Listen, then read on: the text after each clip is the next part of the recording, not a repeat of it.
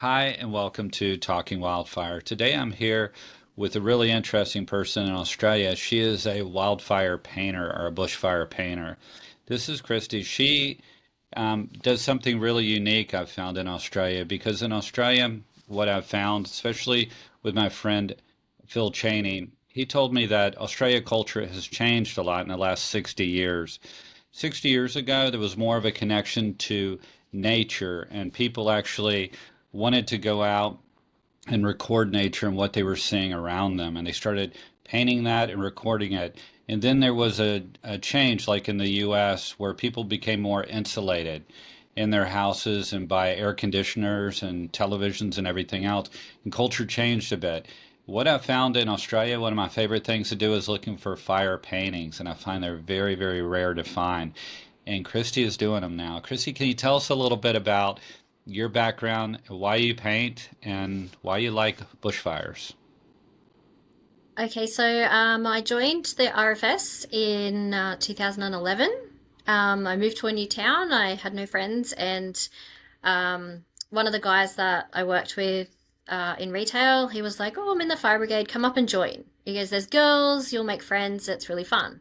I thought, there's no way I could do that. I'm little. I'm a very short person. Um, but I went up, and it was a great family environment, and I met some amazing people, and we've had some amazing experiences over the last 15 years now I've been there. Um, so why do I paint? I've always painted. Like I started when I was oh in primary school, like very little in primary school. My mum sent me to paint with an old guy called Will, um, and he was a very traditional Australian landscape painter. So every week you'd go and you'd pick a picture from his little catalogue, and you'd sit there and he'd show you how to recreate all the different elements. I think it was about 7 or 8 when I started doing that. And he taught in oils, which is something you don't see much of these days, I guess, is oil painting. I really like the oils over the acrylics. It's kind of my favorite. So then I went to art school for a bit. In After I finished the HSC, I did 3 years of that, and I learnt all about printmaking and painting and sculpture and what was the other one? Photography. The old school photography, developing the film and the enlargers and all that was back then. Um, but yeah, I've always stuck with the painting. I guess I like the texture and the colors, and I feel like the oil paints give you more color and more dimension than just the acrylics. So I'm really kind of drawn to that. When I moved, um, I guess that like I just got married, and yeah, when I moved to Bargo, um, I guess I was like, yeah, trying to find stuff to kind of do that was like hobbies and stuff. So yeah, when I joined the fire brigade, I guess I kind of put the two together.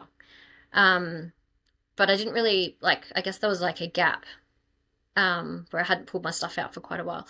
Um, then I actually had a miscarriage at one point, and it was kind of like a therapy to get through that, was to start painting again. And I guess when you don't know what to paint when you've had something really horrible happen, um, I actually started with some images that I'd taken out of hazard reduction that I really kind of liked, because I liked the way the bush looked. So I thought, oh, well, I'll try that. So yeah, the first couple of things I did for a while, yeah, were just some recreations, I guess, of some hazard reductions, and then it's kind of just gone on from there. So I yeah, just kept painting, and then as I experienced more, I kept painting more. We'd do night shifts, and then that would bring the dark, the black into everything that I have going now, because I really like the black contrast. One of the things that I've noticed about bushfire paintings and wildfire paintings in the US that I like is that it actually takes me back to actually being on the event and looking at it. And one of the things I've noticed is that wildfires can be really beautiful, and their action and the colors, and especially at night, but also during the day. And something that I've heard here in Australia a lot is that people say that they don't want a picture of a bushfire in their house because it may draw it to them, or that they have an emotional connection somehow with the bushfire, where I see it more as a beautiful object or a beautiful like memory or like nature actually doing its cyclic event, which is what bushfire is. But can you tell us a little bit about the different pictures that you've done and how your work has evolved over time? So I guess at the start, I think I was more experimenting with trying to get the color right, and it's quite hard, I guess, to actually paint flame. That's the feedback that I get all the time is like, wow, that's really hard to try and do. And um, over the years, I guess it's developed, got better, and I've worked out different techniques with the paints and how to actually try and get it so it's looking like it's got the movement rather than just flat, static color that is supposed to look like a flame. I've tried to make it look like it's dancing, I guess. I like that movement in the artworks. That's Um, something I see also in your paintings is that the fire looks like it's alive. And if you look at the detail, you can actually tell that you've been there and you've seen it. You know what fires do, and that's really magical that you bring across. yeah, try and bring what we see back, but not in a negative way, because there's so much negative uh connotation, I guess, around fire that it's bad. It's going to burn houses down. It's going to cause destruction, but it can actually bring out a lot of beauty as well. It can make a lot of plants grow. It can rejuvenate. There's a lot of Aboriginal history in fire stick farming. If people want to learn about that, there's a lot of ways you can use fire for a positive thing and not necessarily look at it as something like massively negative. I was always taken with the like the war artists, the war painters. So when you went to the war memorial, you'd see them paint the action scenes. You'd see them paint war, and you'd be like, who would go to Gallipoli, World War I, World War II, and paint that? But they've painted it so beautifully when you look. They've got movement, they've got the structure, they've got the story of what is going on, all those different people and all those different elements of what's happened at the time. And I think those paintings are really important through history to show what's happened. Like you can take photos, but there's just something in a painting that you can't get in a photo. You can't get that kind of feeling behind it. I guess if it was like I was born back then, that was what I would have wanted to have done as a job, is to travel and paint those experiences and those things. That's interesting. So you're actually like a war painter, or like, because I know several of them here in Australia that they went to Afghanistan or various places and they did their art there. Like also I worked in Antarctica and there was people there that were coming to do art, but you transform that into fire. And that's what I believe makes your work really special. Could you show us some of your work? So these were like some of the first ones that I painted, and I actually sold them to other fire people. Um, because I posted them on Instagram and they were like, "Oh my God, I really like that." So I actually sold them straight away. I didn't realize there would be such a market for it, or people that would actually buy it and like want to keep it. So the one on the right, you can actually see Bargo One um, coming towards us on a fire trail. So that was one of my first hazard reductions that I went on. There's a little figure if you to the left of my left of Bargo One. There's actually a little figure walking along the fire trail. The next painting in the middle, there's Bargo One in the middle of I think there was a field that we were in up the top of Bargo during one of the hazard reductions that we were going to. And the one on the very left, you can see some of it, but that was getting the trees and the fire together. That was probably one of the first ones where I started that technique. Yeah, they're excellent.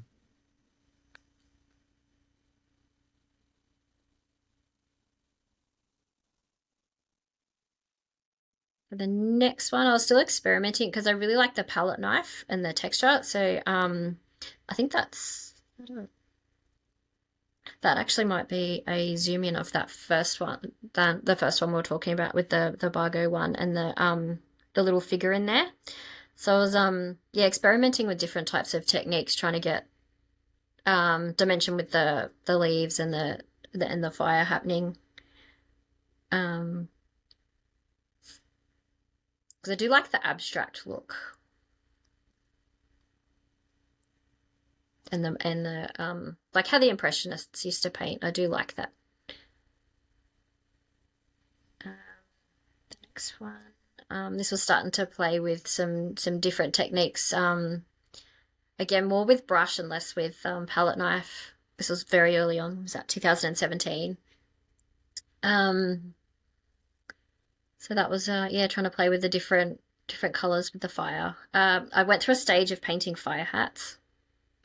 Um, there's actually one sitting in our butcher that we've put some wood under, and you put the donations in it. Um, these were from one of the first exhibitions that I actually did with fire. These both sold.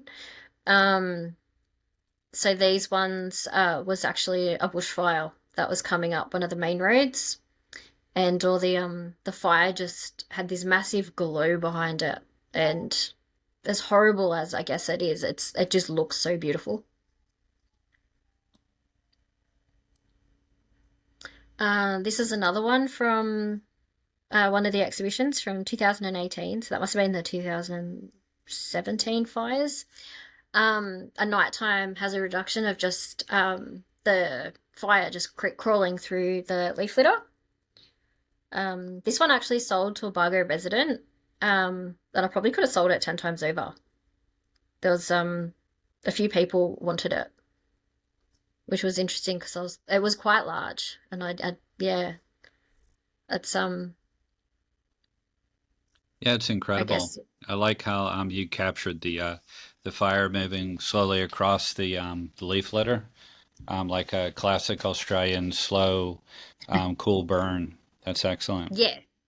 Yeah, so that's what we were trying to do when we were putting those burns in at night, was trying to keep it low and keep just get rid of that leaf litter. But I was starting to experiment with how the light looked at night. So this is what when my, like, I guess um black era started, when I was starting to go on the black, the night, and the light, I guess. Probably picked the three hardest things to try and put together in artwork. But I like the dark. I really like the dark. Um, that was another big one that I was experimenting with. It was kind of like a companion piece to the first one. Um, because I don't, yeah, with the smoke clouds, they're like an entity of their own when they start to move, when the fire's like pumping and crawling along, I guess. Um, the smokes, I don't know, just it's got an amazing thing to it. Oh, that's Erica, who I had that very first exhibition with. That was one of the first drawings that I tried with the glow. So that one actually sold as well. Um, so this is another early one. So this was it kind of went with those other two with the black and the glow. This was the same street, but with our truck in it. Um, and then I started experimenting with more color to I guess um go with the black a bit, I guess. It's because I had very dark pieces, but trying to bring some very bright ones, because if you've seen some of the fires come through, they just make the place glow. So I started experimenting with that. So that was another early one. When was this one? The 1920s. So this was the start of a painting. So this was probably three layers in, trying to start building the different layers of the fire. So as I've developed over the years, I've tried to get more layering to get the effects that I like. Um, and Christy, where is that one from? What's his um, This one here, the one with the tree and the big fire blob. Yeah, that one. Yeah. Yeah. So that was when was that one? That would have been probably a 2017 fire photo, I think. So that's probably part of a hazard reduction. I've probably got the original somewhere. I should pull it up. That because I started like when I go out to the fires and the hazard reductions, I start to take photos of the fire as it's moving. And with their live photos now, you can kind of see the steps and how it moves. So when I'm trying to replicate it and paint it, um, try and get that movement and how those the fire starts to break off and separate and try and get that movement on the canvas as well. That one's really incredible. I like how you got the fire dancing there and the different colors that you're seeing in the fire, I guess from the photography too, but it's really it brings you there to the fire ground. That's really nice. I started doing a lot of experiments with different colors and different oranges and making different oranges and how they worked with the browns, trying to get that transition of color. Because a lot of people will just put like red, orange, and yellow together, but yeah, I've been trying to put like lots of different color in it to get to grasp all those different, I guess the light parts. Yeah, that's Um, excellent. these were from, um, they were down south. I'm sure they were down south. Um, trying to think when they were. I'll have to check my things. But yeah, these were the fires starting to come through the bushes, and you could kind of see the fire starting to creep through the trees, and you could see the poor trees all lined up with just the fire starting to get them, I guess. Um, and then I was experimenting more with the play on the light and the dark of what you can see and what you can't see. Um, trying to bring it out. Uh, what's the next one? This is probably one of my favorite ones that I like, and I was a bit sad when it sold. Um, because it's the fire coming through the bush and the trees, but it's got that kind of movement and abstract look to it that you don't quite know what's in it. I've had a few people go, "Oh, I can see a face," or I can see people, I can see dancing ghosts," and like I know what it's meant to be, but it's just interesting what other people can see in that. Um, and I really like that yellow and the glow that yellow has. I like it too. It really catches it at night with the movement of the embers and the movement of the light and the winds. It's excellent. Mm.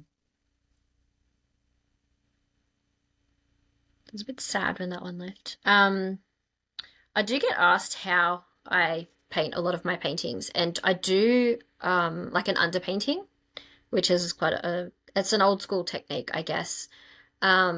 Trying to work out where you're going to position everything and the lights and the darks, and then I build up layers from that. Um, I get a lot of people that are like, do you draw it on, or how do you kind of execute it? But I do like to do the um, putting the um, what's it called? Like a base down of a color, and then start taking away and leaving darks and lights, and then kind of start building a few colors into that to start um, building the painting and how it is gonna execute. Christy, I know you've done some on linen too. Is there a difference of why you do them on linen or just a regular oil-based canvas painting? What causes you to do either one? Um, So I do normally work very black and very dark, and then I had the opportunity when I was in Italy at a paint retreat to work on some linen, and I loved the way you could um, have an image that was kind of there, kind of not, and it kind of let the viewer build what you haven't put in there. And everybody kind of saw something different in that particular painting. Um, because I guess like my mum was always the person that was like, I like a tree to look like a tree, and she likes her paintings to look exactly what they should be. Whereas I've always been well, it's up to the kind of viewer to see what they see in paintings. The ones I had at my last show, I had a couple of people come up and be like, "Oh, in this painting, I can see a person above it," and I was like, "Okay," and they were like, "And there's a koala in that tree." I'm like, "Okay," um, but that's what they could see out of it, and it's not something I've put there, but they've created that from how I've used the paint, and I kind of like them to be able to make their own connection to what I've done. Kristy, thanks for sharing some time with us and telling us about your painting and showing us some of your work.